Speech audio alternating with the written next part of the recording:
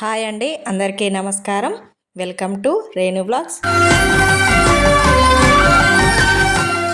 మనం ఇంట్లో పూజ చేసుకునే టైంలో దీపారాధనలో దూదిని వాడుతూ ఉంటాం.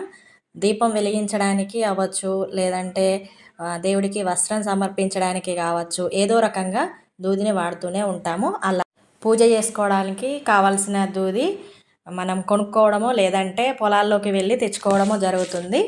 ఈరోజు మా ఇంట్లో ఉన్నటువంటి పత్తి చెట్టు నుండి దూదిని తీస్తున్నాను. ఈ చెట్టుకు కాసినటువంటి దూదిని సంవత్సరం అంతా ఇంట్లో దీపారాధన కోసం వాడతాను.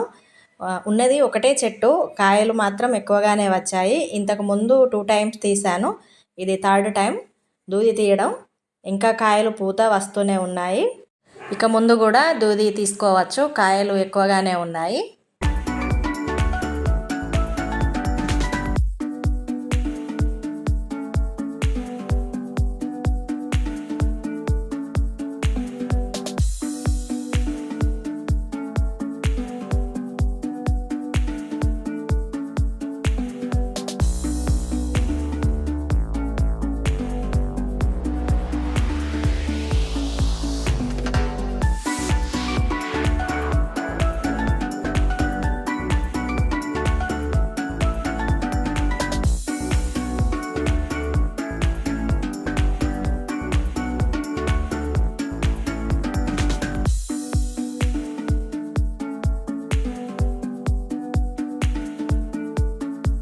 ఇంతకు ముందు కూడా ఇంతకంటే ఎక్కువగానే దూది తీసుకున్నాను. నేను ఎప్పుడైనా ఇలానే చేస్తూ ఉంటాను, బయట నుండి తీసుకురాను దూది ఎక్కువగా.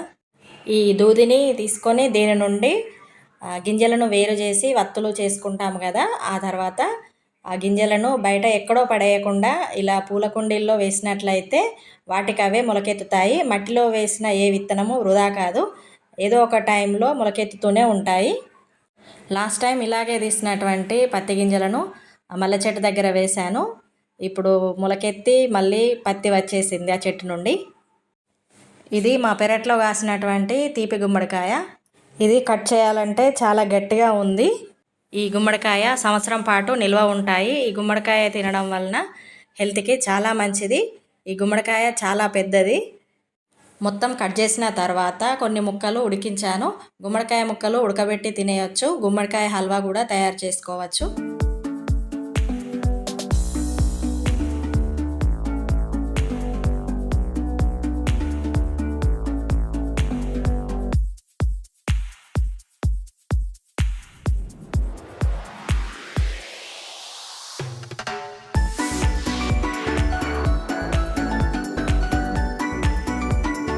గుమ్మడికాయ మధ్యలో ఉండేటువంటి పీచులో గింజలు ఉంటాయి. ఈ గుమ్మడికాయలోని గింజలను కూడా తింటారు. వీటిలో కొన్నింటిని ఆరబెట్టినట్లయితే మంచి గుమ్మడి విత్తనాలు తయారవుతాయి.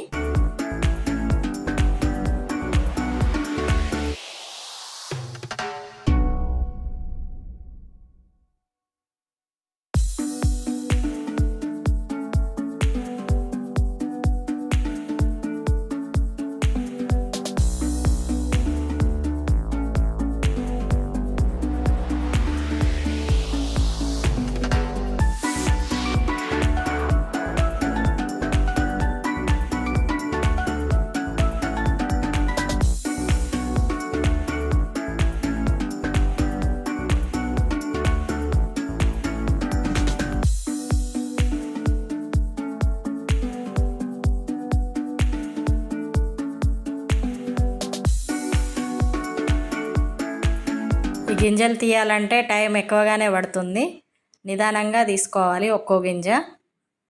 ఈ గుమ్మడికాయలోని కొన్ని ముక్కలని ఉడకబెట్టాను, మరికొన్ని ముక్కలు మొత్తం గుజ్జు తీసేసి వాటిని హల్వా చేయడానికైతే ప్రిపేర్ చేశాను.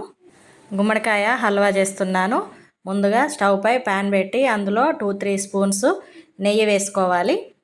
నెయ్యి వేడైన తర్వాత అందులో కాజు కానీ కిస్మిస్ కానీ డ్రై ఫ్రూట్స్ ఏమున్నా కానీ వేసుకోవచ్చు. స్టవ్ మంట సిమ్లో పెట్టి కిస్మిస్ వేయించుకోవాలి లైట్గా. ఇవి వేగిపోయిన తర్వాత ఒక ప్లేట్లోకి వీటిని తీసుకోవాలి.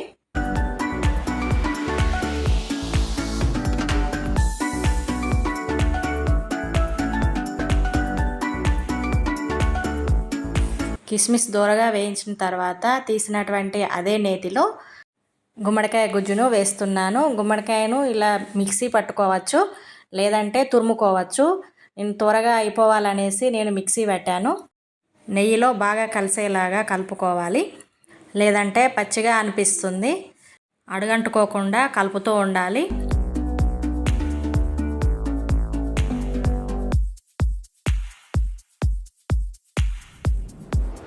అలా వేగిపోయిన తర్వాత బెల్లాన్ని చిన్న చిన్నగా తురుముకోవాలి. సరిపడినంత బెల్లాన్ని వేసుకొని అందులో ఉండలు లేకుండా కలుపుకోవాలి.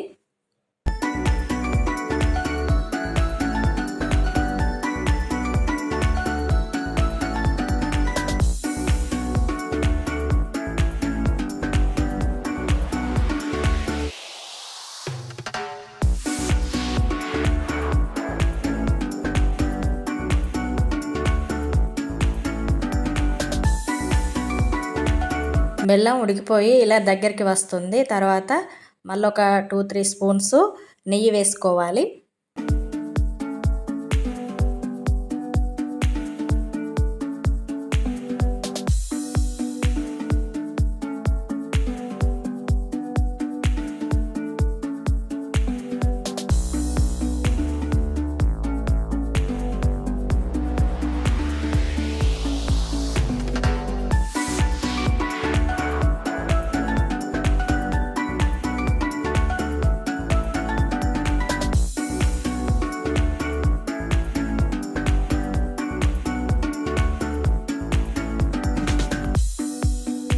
ఇందులో కొద్దిగా యాలకుల పొడి కలుపుకోవాలి.